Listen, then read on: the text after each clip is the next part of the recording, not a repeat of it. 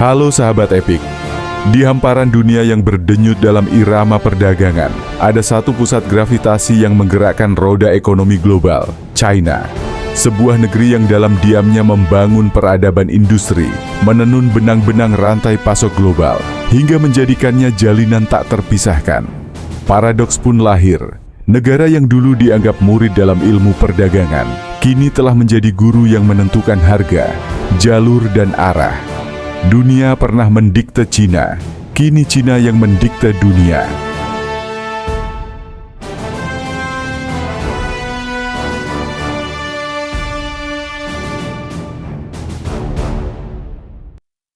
Dulu, pusat-pusat industri dunia adalah pilar-pilar barat, di mana mesin-mesin penggerak ekonomi dikendalikan oleh mereka yang mengaku pemilik sah kapitalisme. Tetapi seperti sungai yang tak dapat dibendung, Cina meluaskan pengaruhnya, merasuk dalam setiap sudut produksi, mengendalikan bahan mentah, jalur distribusi, hingga ke tangan konsumen. Dari ponsel yang digenggam, pakaian yang dikenakan, hingga kendaraan yang meluncur di jalanan kota-kota besar dunia, semuanya memiliki jejak Cina di dalamnya.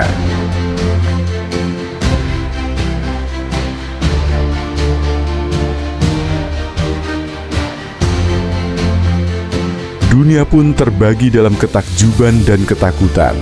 Di satu sisi, China adalah penyelamat yang memberikan efisiensi, memotong biaya produksi, dan memungkinkan barang tersedia dengan harga lebih murah. Di sisi lain, China adalah bayang-bayang yang mengancam, menciptakan ketergantungan yang membuat negara-negara lain kehilangan kedaulatan ekonomi mereka. Seorang industrialis di Eropa bertanya-tanya, apakah pabrik-pabrik kami akan mati? Seorang politikus di Washington meradang, apakah kita telah menyerahkan masa depan kita kepada Beijing?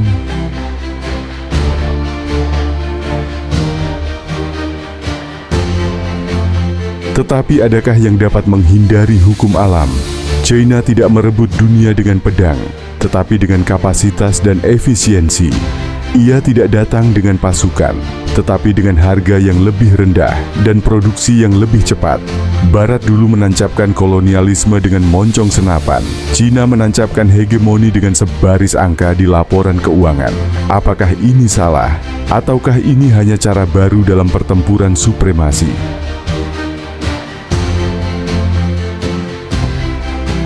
Mereka yang mengutuk ketergantungan terhadap Cina seolah lupa bahwa ketergantungan bukanlah dosa baru dalam sejarah.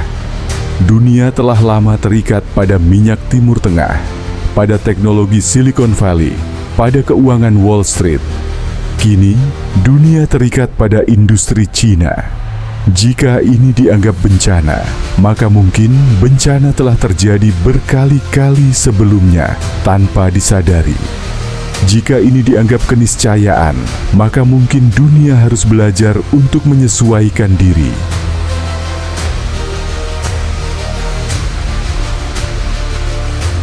Maka kini muncul pertanyaan mendasar. Apakah Cina benar-benar mengendalikan rantai pasok global, ataukah dunia yang secara kolektif telah menyerahkan kendali kepadanya?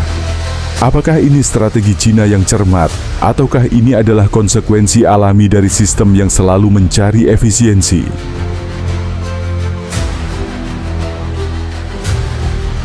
Negara-negara lain mencoba melawan dominasi ini.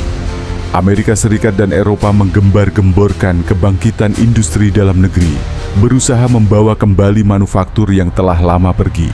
Tetapi, bagaimana mungkin mereka bersaing dengan biaya tenaga kerja yang jauh lebih tinggi? Bagaimana mungkin mereka menandingi sebuah negeri yang telah menjadikan dirinya pabrik dunia?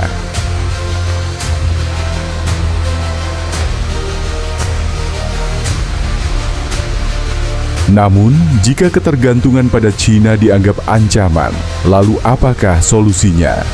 Memutus rantai pasok dari Cina bukanlah sekadar mengalihkan produksi. Ini adalah menantang arus globalisasi yang telah lama mengakar. Jika dunia ingin lepas dari Cina, maka dunia harus bersiap membayar harga yang lebih mahal, memperlambat distribusi, dan menghadapi gejolak ekonomi yang mungkin tak terkendali. Dalam hal ini, ketergantungan bukan hanya pada Cina, tetapi pada efisiensi yang telah dibangun oleh Cina. Di balik semua ini, Cina pun menghadapi dilema. Menjadi pusat rantai pasok dunia berarti menjadi poros yang semua orang andalkan, tetapi juga menjadi target yang semua orang waspadai. Dengan dominasi, datang pula kecemasan. Dengan kekuatan, datang pula musuh.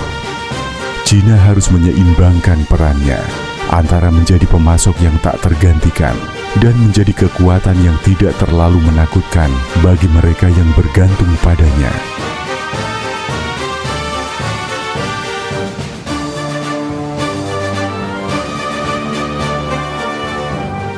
Dan di titik inilah geopolitik berperan.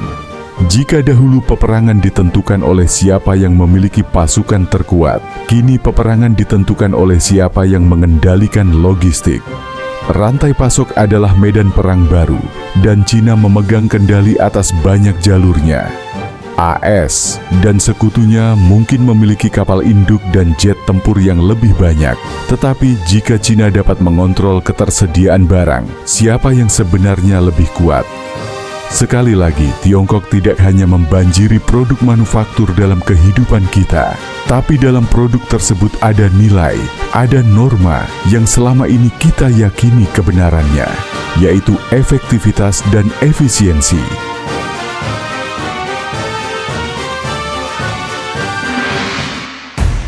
Dunia berada dalam paradoks yang menakjubkan. Menyerang Cina berarti menyerang sumber kehidupan ekonomi sendiri. Mengisolasi Cina berarti mengisolasi diri dari aliran barang yang telah menjadi nadi dunia modern. Inilah perang tanpa peluru, di mana kemenangan bukan diukur dari medan pertempuran, tetapi dari neraca perdagangan. Dan akhirnya, pertanyaan terbesar pun muncul. Jika Cina suatu hari menarik diri, berhenti menjadi pabrik dunia, berhenti menyuplai segala yang dunia butuhkan, apakah dunia siap? Ataukah kita semua akan menyadari bahwa dalam segala ketakutan terhadap Cina, diam-diam kita semua telah menjadikannya pusat dari keberlangsungan hidup kita sendiri? Mari berbagi pendapat di kolom komentar. Terima kasih telah menonton, sampai jumpa.